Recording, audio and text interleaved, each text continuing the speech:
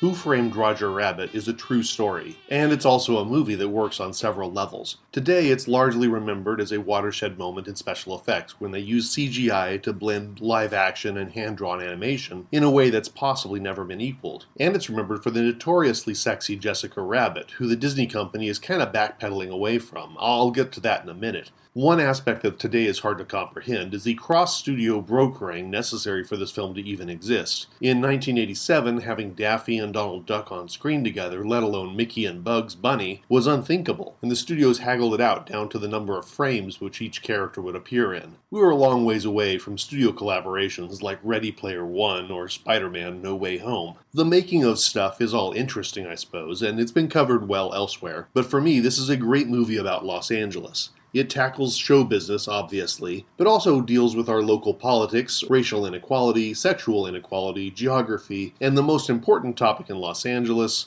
traffic.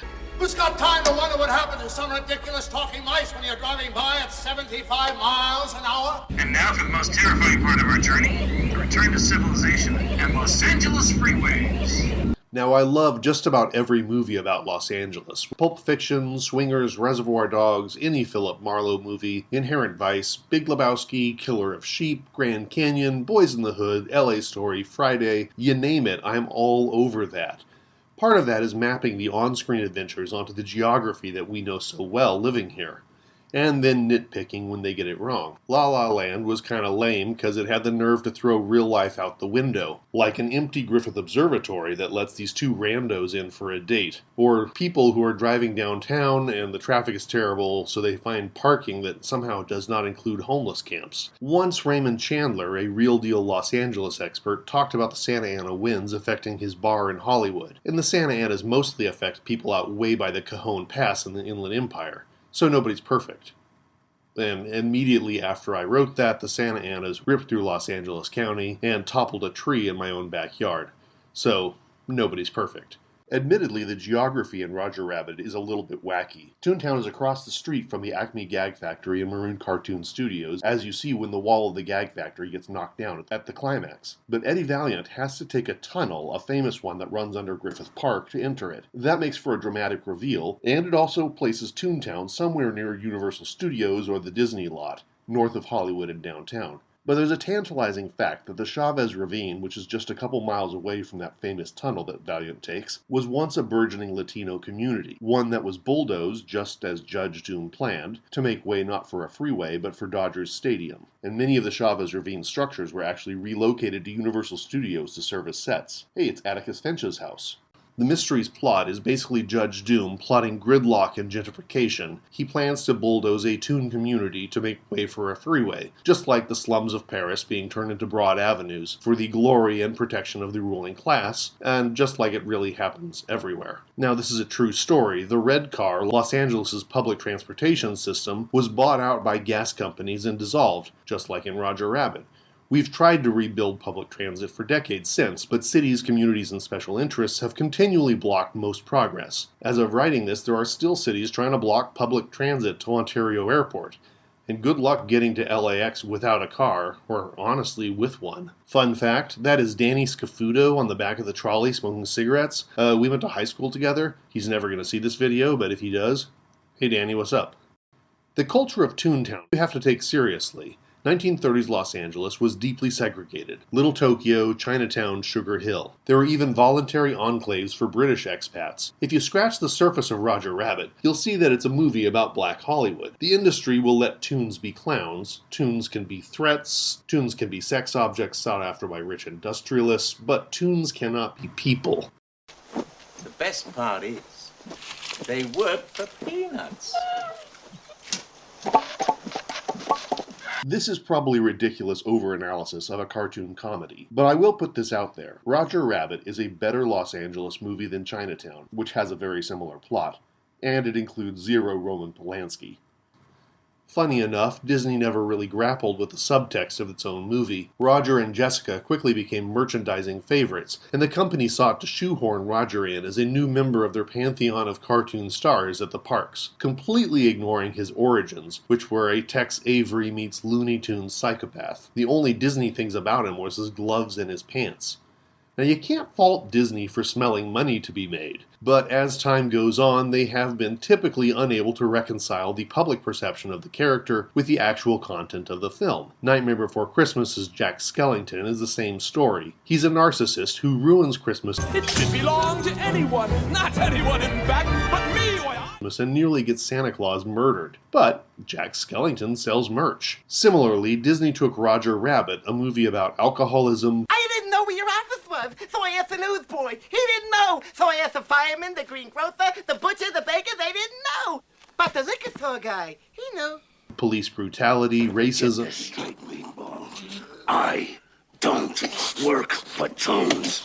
And corporate greed, and made it into a cute rabbit and this heavily sexualized cartoon woman. So in response to their original response, they are updating the ride, Roger Rabbit's Cartoon Spin, to recast Jessica as a private detective. And I guess that's cool, but it's a different character. I suppose the real issue was that back in the 90s, Disney tried to neuter their own very adult movie and shove it into a theme park for kids. The fact is, Roger was a clown, disrespected by his co-workers, undervalued, given to fits of rage, and an inability to handle either emotions or alcohol. It is a heavy film. A story of greed, sex, and murder. And Jessica? She's a woman valued by society only as a sex object, despite the fact that she operates under her own rules. During the course of the film, in order to save her marriage, she poses for sordid, dirty pictures, she assaults her own husband. I hit him on the head with a frying pan and put him in the trunk, so he wouldn't get hurt. She flirts with a detective who's trying to put her husband behind bars. She assaults a police officer. And finally, she risks death for her husband. Now, had the character been drawn as a black woman, which was something unimaginable in the 1980s, a lot of this would have been much more obvious. But Roger and Jessica are secondary characters. The knight in shining armor, Eddie Valiant, who decides to champion minority rights, he's going to have a hard time keeping in business. You don't put on much of a front, do you? Well, there isn't much money in this business, if you're honest. Are you honest? Even worse if he gets tangled up with one of them. Dabbling in watercolors, Eddie? Now, it's totally fine for the tycoon, Marvin Acme, to be playing patty cake with a tune. But if Eddie Valiant gets caught up in it, well, then he's admitting that they're his equal. Which is why Eddie puts on a very racist show just to keep himself afloat. Nice monkey suit. Wife, yes. Booga booga. And then there's the sex. Obviously, Jessica Rabbit is portrayed as just dripping with sex appeal. Her entrance is one of the most sensuous, seductive scenes in film history. And that continues for most of the film, and it's what most people think of when the character gets mentioned. And this is why Disney is backing away from what made Jessica Rabbit famous with. This is gonna hurt you a lot more than it's gonna hurt me. But in the last act of the film, she shows heroism, terror, cleverness, and ultimately true love. Maybe she's a femme fatale. I'm just drawn that way. In the words of Marilyn Monroe, if I'm going to be a symbol of something, I'd rather have it sex than some of the other things we have symbols of. In earlier drafts of the film, Jessica was drawn like Lauren Bacall, a sex symbol, not because of her dimensions, but because of her desires. Zemeckis and his animators decided to go to a much simpler route. They drew her like the Venus of Willendorf. All hips and breasts, but no face or feet. Goddess or object.